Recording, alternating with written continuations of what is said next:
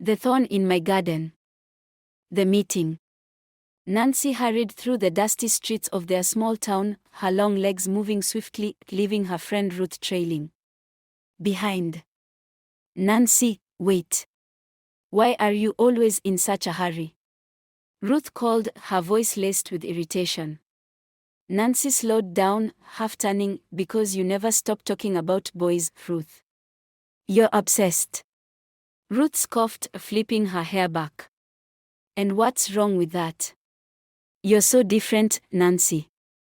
All the boys like you, but you don't even care. You're not like us.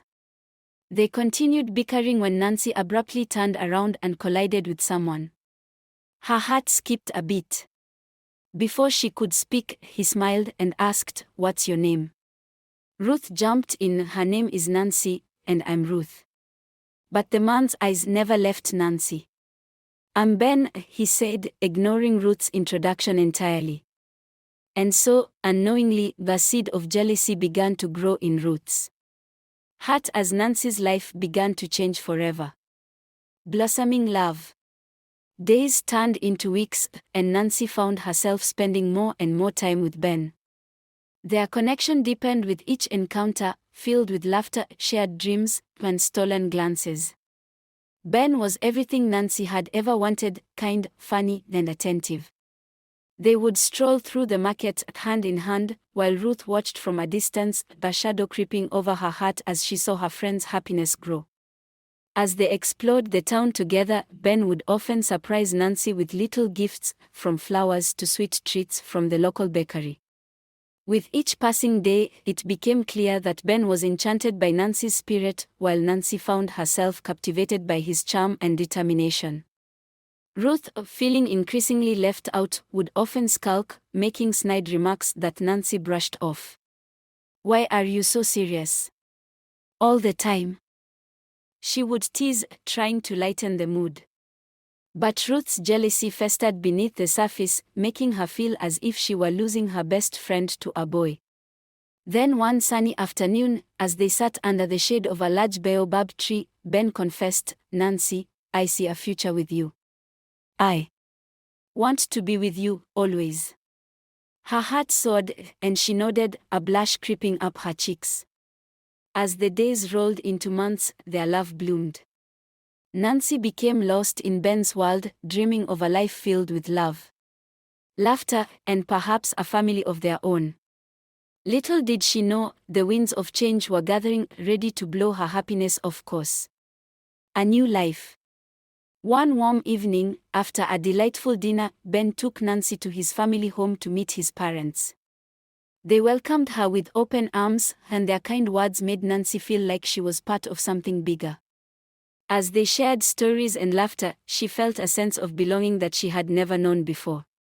As their relationship grew, so did the whispers of a future together. Ben asked Nancy's parents for their blessing, his sincerity shining through as he spoke of his love for her. Overjoyed, her parents accepted him wholeheartedly, encouraging their daughter to embrace this new chapter in her life. Before long, the couple began making plans to move to the city. "It's time we start our own adventure," Ben said, excitement radiating from his eyes. Nancy could hardly contain her joy. The city represented new opportunities, and she envisioned a thriving shop where she could sell her handmade crafts. With Ben by her side, she felt invincible. He secured a small shop in a bustling market, a vibrant space where they could build their dreams together. The community welcomed them, and Nancy thrived, pouring her creativity into every piece she made. As the months passed, Nancy found herself pregnant, and the news filled her with joy.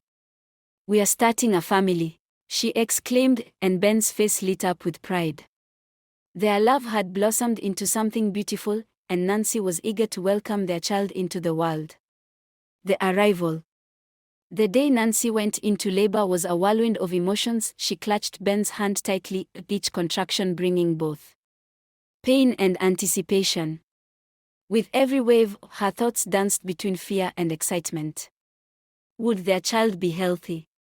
Would it be a boy or a girl? After hours of labor, Nancy finally held their baby girl in her arms. Tears of joy streamed down her cheeks as she gazed at the tiny face, the embodiment of their love. "We'll call her Zai," Ben whispered, his voice thick with emotion. The name meant beautiful, and it felt like the perfect choice for their precious daughter. Friends and family gathered to celebrate Zai's arrival, showering them with love and gifts. Ruth visited, putting on a brave face, but Nancy could sense the tension. Beneath her smiles, Ruth struggled with the overwhelming jealousy that gnawed at her heart. Ruth's visits became more frequent, but instead of being excited for Nancy, she started to linger, her eyes lingering on Ben. It was a subtle shift, but Nancy could feel it, like a chill in the air. Despite this, Nancy chose to focus on her family. The love between her, Ben, and little Zai became her sanctuary, a fortress against the encroaching shadows. But Ruth's jealousy was a silent storm waiting to unleash chaos. Seeds of jealousy. Ruth's jealousy began to manifest in more overt ways. She often made sarcastic comments about Nancy's life, questioning her decisions and subtly undermining her happiness. "You think you've got it all figured out, don't you?" she would say, a hint of bitterness in her tone. Nancy, caught off guard by her friend's sudden change, tried to dismiss the comments. "Ruth, I'm just happy. Can't you be happy for me?" But every conversation turned into an opportunity for Ruth to sow doubt, twisting Nancy's joy into something tainted. Then one day, during a casual visit, Ruth announced that she and her younger sister, Amina, were looking for a house nearby. "It would be nice to have a home close to you, Nancy," she said, but Nancy could sense the underlying resentment. "It's like you're trying to keep tabs on me," she joked, hoping to lighten the mood. Ben, unaware of the brewing tension, offered to help Ruth find a suitable place, thinking it would strengthen their friendship. "We'd love to have you closer," he said with genuine enthusiasm. Nancy smiled, trying to mask her discomfort, but deep down, a sense of unease began to creep into her heart. Little did Nancy know that Ruth's intentions were not as innocent as they seemed. As the days turned into weeks, Ruth's jealousy festered, and she plotted a way to disrupt the happiness that Nancy had built.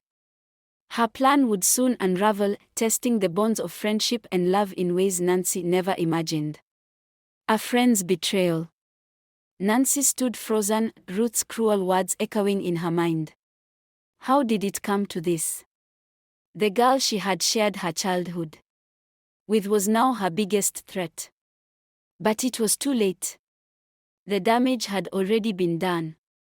Ben, devastated by the accusations and the turmoil it had caused in their marriage, pleaded with Nancy to trust him. "We need to talk, Nancy. We can't let this destroy us," he said, holding her hands tightly. Nancy, still reeling from Ruth's lies, wanted to believe him. She loved Ben. Deep down, she knew the man she had married would never hurt her like this. She took a deep breath and nodded, "We need a plan, Ben. I'm not giving up on us." Together, they decided to confront the problem head-on. Ben suggested he travel for a month on business, using the time away to let things cool down. This would give them space to figure out how to deal with Ruth and Anita's false claims. Nancy reluctantly agreed. But Ben had a different plan. He told Nancy he would return in 3 weeks, quietly, without informing anyone. They would catch Ruth and Anita in their lies. If Ruth and her sister were scheming, they would make a mistake. And that mistake came sooner than they expected. The unraveling. As Ben left for his business trip, Ruth and Anita grew bolder. They began to visit Nancy more frequently, acting as though they were concerned about her well-being. Ruth would smile, offering fake sympathy, while Anita subtly flirted with other men in town, including Ben's acquaintances. Nancy, however, was watching closely now. Her husband's words lingered in her mind, and she started to notice cracks in Ruth's story.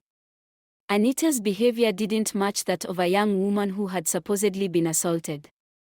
And Ruth seemed to be enjoying Nancy's misery far too much. One night, Nancy couldn't sleep. She paced the house, thinking of all the things Ruth had said, how she had manipulated her. As she stood by the window, lost in thought, she heard voices. It was late, and few people passed by their home at that hour. Curious, she peered through the curtains. To her shock, she saw Ruth entering the house. Nancy and Ben had helped them rent, holding hands with a man who was definitely not Ben. Nancy's heart raced. Could this be it? Could this be the proof they needed? The next day, Ben returned unexpectedly. Just as planned. They decided to confront Ruth, and when Ben arrived at Ruth's house, unannounced, they caught her red-handed. Ruth was there, not with Anita, but with another man. As soon as Ben walked in, Ruth's face paled. She tried to speak, but her words came out in a jumble. "This isn't what it looks like," she stammered. Ben stood tall, his voice firm but calm. "I think it's exactly what it looks like. All this time, you've been lying about me, trying to ruin my life, my family. You've played your hand, Ruth." In her panic, Ruth attempted to defend herself, but her lies unraveled quickly. The man she had been with, unaware of her schemes, had no reason to protect her and confessed everything. The fall of Ruth. With Ruth's lies exposed, Ben and Nancy finally saw the full scope of her jealousy. Ruth's hatred had consumed her entirely. In her rage, she had used Anita to bait Ben, hoping to destroy Nancy's happiness. But now, with nowhere left to turn, Ruth's facade crumbled. She began screaming, her jealousy pouring out like venom. "You think you're better than me, Nancy. All your life, you've had everything. I just wanted to take something back." Nancy's heart ached as she listened to her former friend. All this hatred, all this destruction, and for what? "I never took anything from you, Ruth. All I ever wanted was to be your friend. But you chose to destroy that." Ruth, defeated, finally broke down in tears. But it was too late for reconciliation. Too much had been broken, and Nancy had no intention of repairing what had long been damaged. As Ruth sobbed, Ben took Nancy's hand. "It's over," he whispered. "She can't hurt us anymore." But Nancy's heart still felt heavy. Even though Ruth's lies had been exposed, the damage they had caused still lingered. Trust had been tested, and friendships had been shattered. But she knew one thing for sure: she was done with Ruth. There was no turning back. Moving forward. With Ruth and Anita out of their lives, Nancy and Ben focused on rebuilding what had been broken. They sold their home and moved to a new city, far from the memories of betrayal and heartache. Ben, determined to make things right, bought a new house for his family. It was modest, but it was theirs, a fresh start. Nancy began running her shop again, and their daughter, now growing fast, became the center of their world. As the months passed, Nancy found herself healing. The pain Ruth had caused still lingered, but it no longer consumed her. She was surrounded by love, real love. And that was enough. One evening, as Nancy sat on the porch of their new home, Ben joined her. He looked at her with that familiar warmth in his eyes, the same look he had given her when they first met. "We made it," he said softly, holding her hand.